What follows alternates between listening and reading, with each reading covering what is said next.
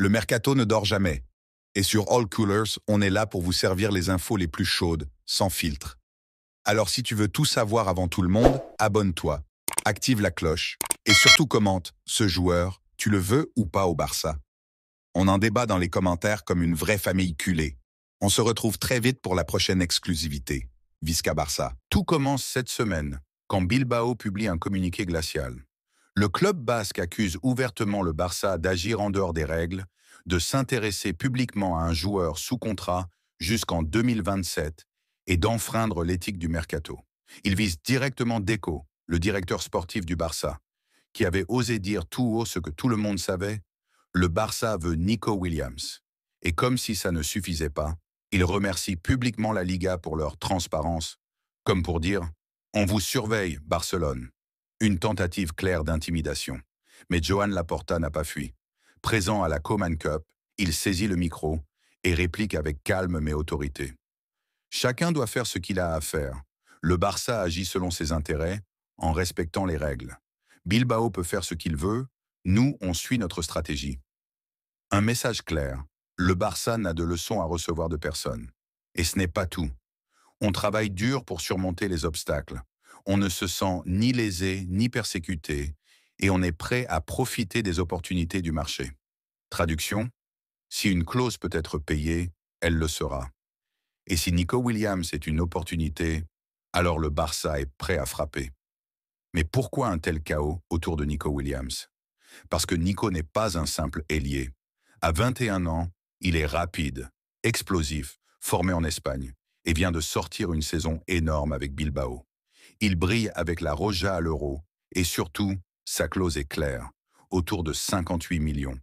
Un montant élevé, mais bien inférieur à sa vraie valeur si le Barça parvient à le signer cet été. Et Laporta, très habile, ne dit pas son nom, mais laisse entendre que le club est prêt à passer à l'action. Et ça fait paniquer Bilbao. Ce qui rend ce dossier encore plus explosif, c'est l'entrée de La Liga dans le jeu.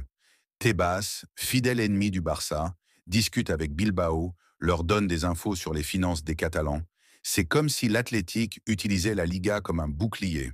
Mais Laporta, lui, rappelle calmement que tout est conforme, tout est sous contrôle et que le Barça ne reculera devant rien pour renforcer son équipe. La guerre est lancée. D'un côté, Bilbao tente de freiner le Barça en plein vol, avec des menaces à peine voilées. De l'autre, Laporta répond avec classe, mais fermeté. Le Barça est dans les clous, et s'il faut payer une clause, alors elle sera payée. Et vous, Culler, est-ce que vous voulez vraiment Nico Williams au Barça? Est-ce que Laporta a eu raison de répondre comme ça à Bilbao?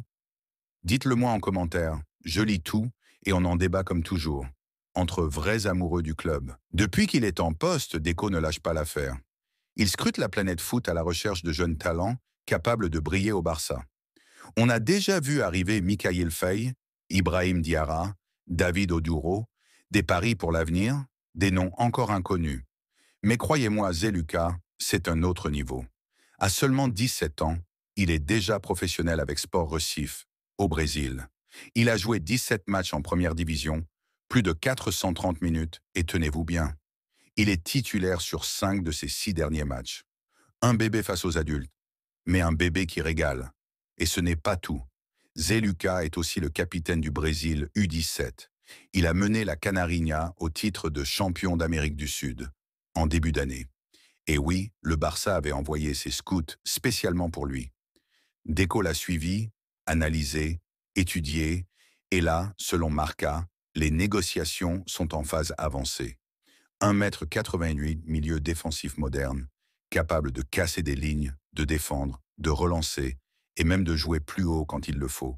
Un profil ultra complet, un poste de plus en plus cher sur le marché, et le Barça veut le verrouiller dès maintenant, pour seulement quelques millions. Et vous, les Cullers, est-ce que vous pensez que Deco a trouvé un futur crack? Est-ce que Zé Lucas peut vraiment suivre la trace des plus grands Brésiliens passés par le Barça? Ronaldinho, Neymar, Rafinha, Rivaldo. Et pourquoi pas lui, bientôt? Frenkie de Jong, c'est le cœur discret du jeu catalan.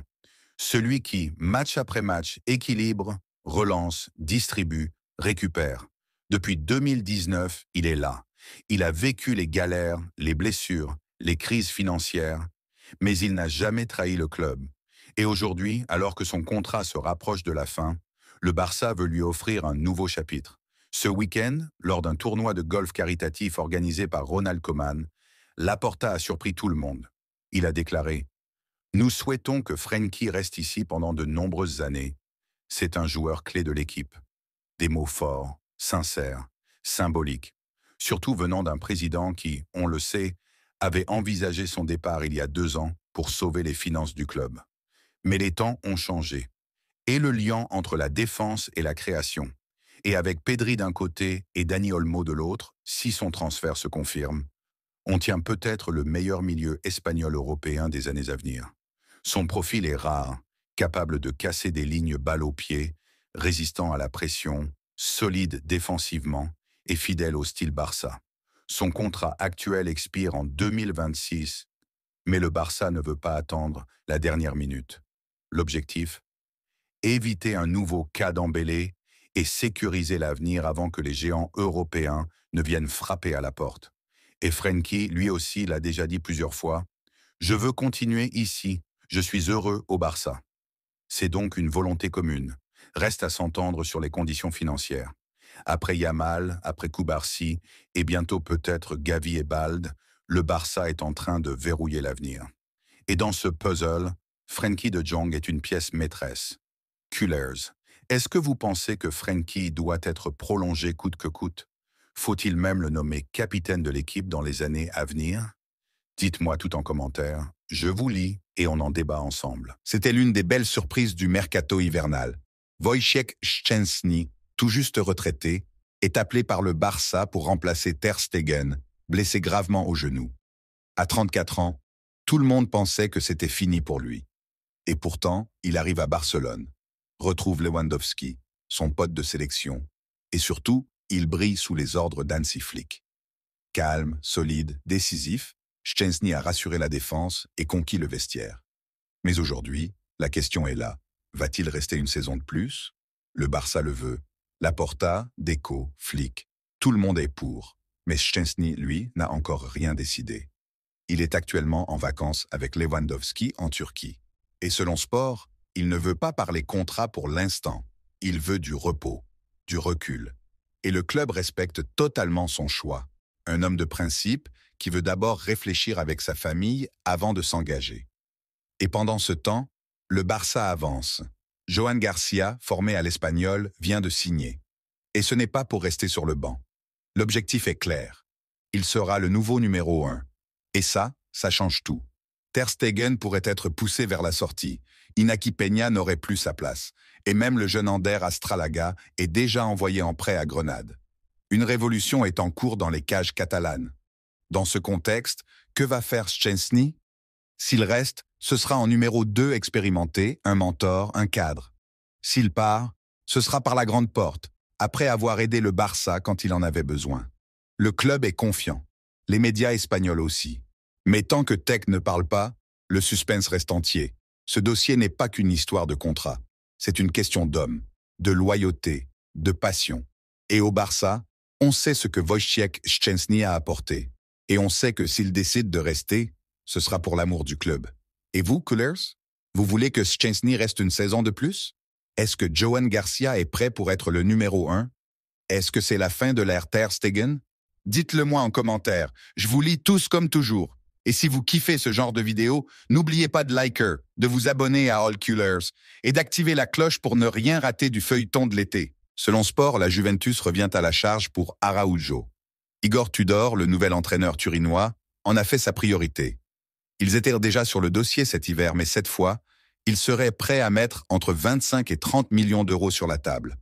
Le Barça a sécurisé Araujo jusqu'en 2031 avec une clause libératoire astronomique. 1 milliard d'euros. Mais, coup de théâtre, durant les 10 premiers jours de juillet, cette clause chute à 70 millions seulement. Une véritable fenêtre d'opportunité pour la Juve ou tout autre club intéressé.